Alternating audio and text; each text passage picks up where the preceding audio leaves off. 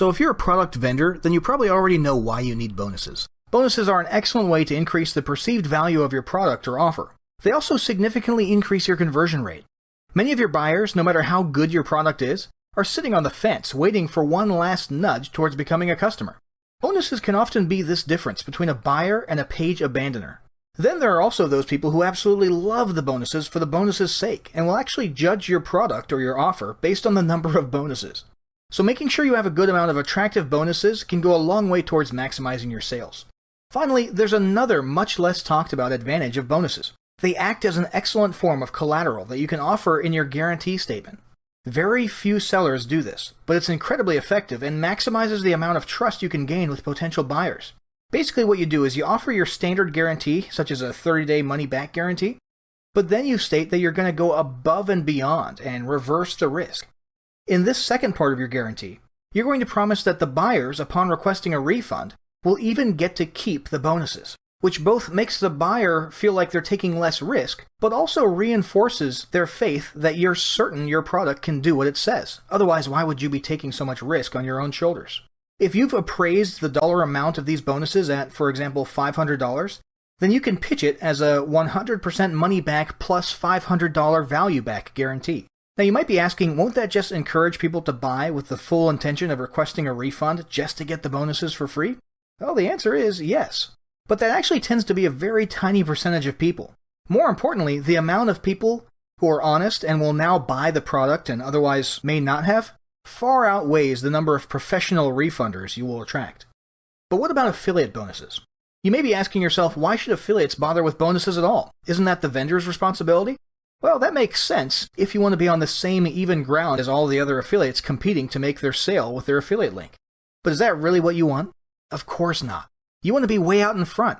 And it's been proven that offering bonuses as an affiliate can 5x your affiliate sales. You need to give your audience a reason to use your affiliate link instead of somebody else's. This is especially the case these days when people's inboxes are full of dozens of marketers pitching the same product to them. What is there to set you apart from the rest? Bonuses. That's literally it. Unless the buyer is your best buddy, all they really care about is which option gives them the most value. And rightfully so. That's their job as a consumer. So the way this works is you create a quick and easy landing page, add bonuses to it, and right at the top you tell them, grab all the bonuses on this page when you purchase product X via my link. But you can't just slap a bunch of bonuses on that page and expect them to buy through your link. You've got to do it in a way that makes sense in relation to the product you're promoting. And that's what we'll be covering next.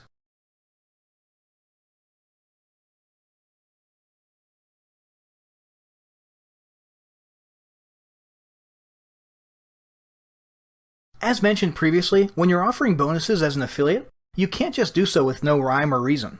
The same goes for offering bonuses as a vendor. There's got to be some context and logical sense to the bonuses. Specifically, they need to have relevance, utility, and value. Not one or two of those, all three. Let's take a closer look at each of those. First up, relevance. You have to keep in mind you're dealing with real, intelligent human beings here.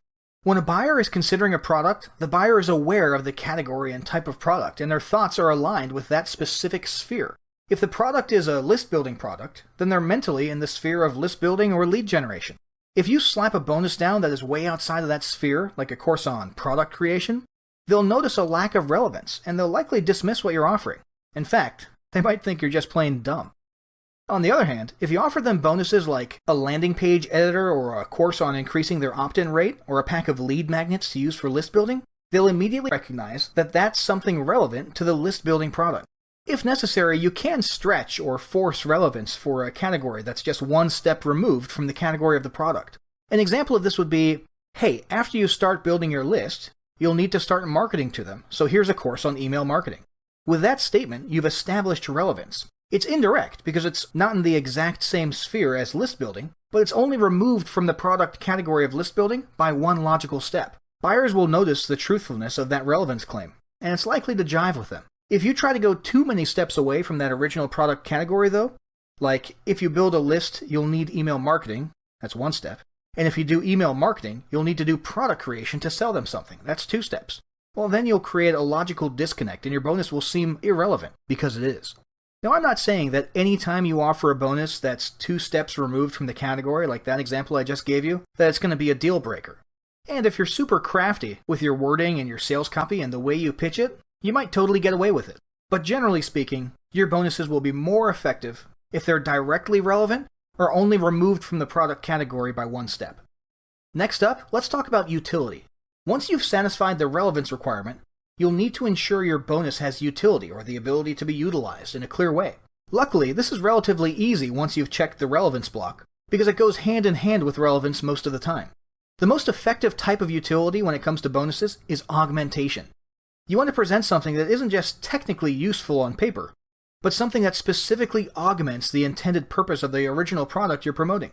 In this case, the more specific the usefulness, the better. For example, if the product is a course on list building, then simply handing over yet another course on general list building doesn't provide a specific type of usefulness. It's relevant, yes, and it's also technically useful, yeah, but it's not useful in a meaningful or specific way, or in a way that augments the original product.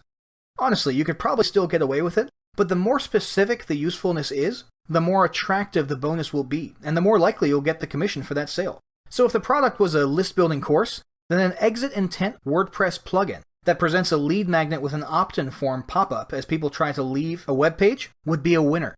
It's relevant and useful, and it has specific usefulness that augments the original product, not just general technical usefulness. Finally, there's value. Once you know your bonus provides both relevance and utility, you need to ensure it provides value, both real and perceived. A potential buyer might look at your above-mentioned exit intent plugin and acknowledge that it has relevance and utility, but if it looks like it was created in 2007, they won't be too excited about it. This one is probably the most common problem you'll notice with bonuses put out by both vendors and affiliates, including high-level famous ones. They all come from PLR or MRR wholesaler websites, and usually only costed somewhere between $4 or $10 for a license. But that's okay. The problem isn't where they come from. A lot of that content is actually very useful. The problem is that they still look like they came from those places. It doesn't matter if that ebook or course or plugin genuinely has value. If it lacks perceived value because it looks old and ugly as dirt, the buyer won't like it. You have to keep in mind that over the last several years, buyers have got banner blindness when it comes to seeing the same old, cliché, stereotypical 3D e-cover images that look like they were created in 2008. We're going to deal more with the look and feel of bonuses in Chapter 4, but for now just be aware that looks play an important role in value. Furthermore, quantity and size are also major factors in value. A long ebook will seem more valuable than a report in most cases. A multi-lesson video course will seem more valuable than a single video, and you get the idea. That applies within each bonus, individually, but also to your collection of bonuses as a whole. Finally, rarity or uniqueness is important as well. By this, we mean any bonuses that break the typical ebooks and video courses mold. This can include software tools, done-for-you landing pages, recorded interviews, advertising or traffic packages, consultations or strategy sessions, landing page critiques, and so on. Because these types of things are seen less often, they have a higher perceived value, and probably a higher real value as well. So if you're able to, definitely consider offering something along these lines to your bonus collection too. Now that you've got an idea of how to satisfy the big 3 requirements for a bonus, we'll need to figure out how to acquire them, and that's what we'll cover next.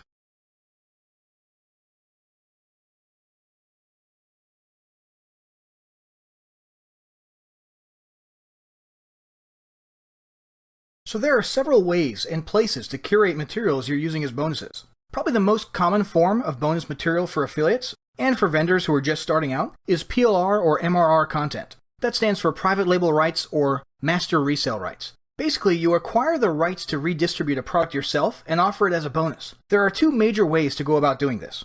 Buying newer PLR products that recently launched in a marketplace like JVZoo or Warrior Plus, or acquiring older materials from a PLR or MRR wholesaler. The benefits of grabbing a recently launched PLR product are pretty obvious.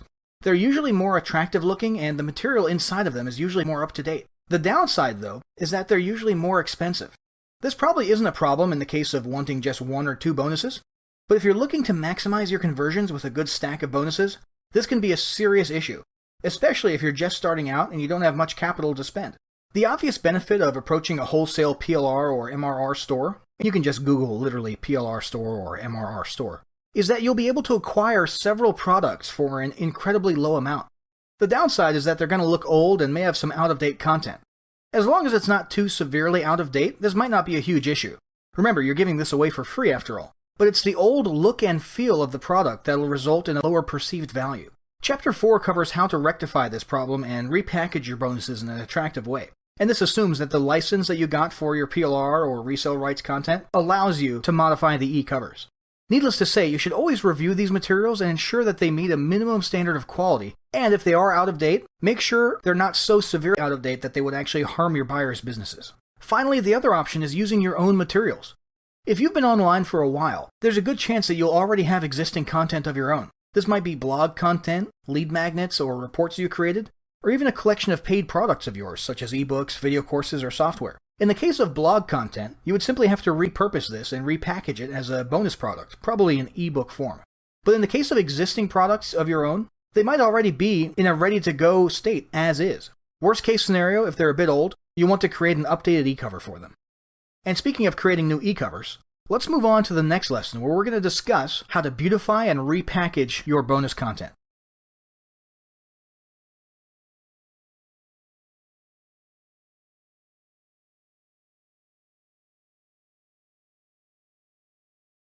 Whether you got your bonuses from a PLR wholesaler or from your own old content, there's a good chance it suffers from a very common disease that plagues even some of the most famous marketers' bonuses: ugliness. Now that may have sounded a bit comical, but the effect it can have on your conversion rates is no joke.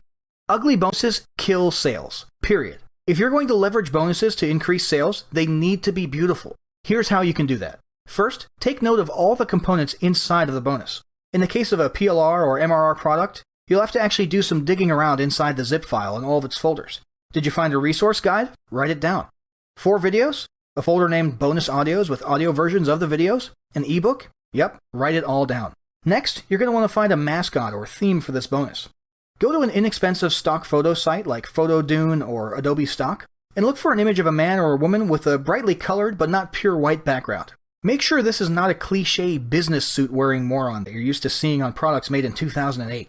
Have you ever met an online entrepreneur who wears a tie? Seriously. The ideal look we're going for is the clean, casual entrepreneur with, for example, a button-up shirt or blouse, collar opened, sleeves rolled up, the down-to-earth, rugged self-starter. That is the modern image of an entrepreneur that will resonate with your audience today, not a guy in a business suit. Take that image and go to a site called myecovermaker.com. And yes, fork over the measly $14 or $15 for a full account. Trust me, it's worth it. Go into the eCover creator, choose one of the iMac-looking monitors, and upload your stock image. Zoom, crop, and arrange the model so he or she is a little off-center, and choose a dark font or text effect to the title of the product. Make sure it looks cool, epic, professional, whatever. Most importantly though, make sure it pops out on the background. And go ahead and place this title off-center a little bit over your model's shoulder. Once you've finalized that image and gone back to your dashboard, click Edit on that same e-cover, which will create a duplicate, then change the template to a DVD case. You'll have to stretch and drag and rearrange the image and text to fit the new shape, but this only takes a few seconds.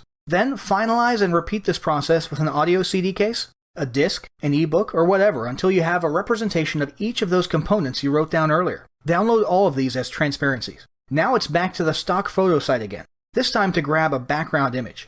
You're looking for a tabletop of some sort with a blurred background. Download this and open your favorite graphics program. GIMP is free and effective if you don't have one. Import those transparent e-cover images and arrange them with the iMac at the back and the other components in front of or on either side of it. Duplicate the various items to match the number of them in the bonus. For example, make sure there's 4 DVD case covers if there's 4 videos in the zip file. What you should have here is a gorgeous, sleek, new-looking image of the previously vomit-inducing bonus product.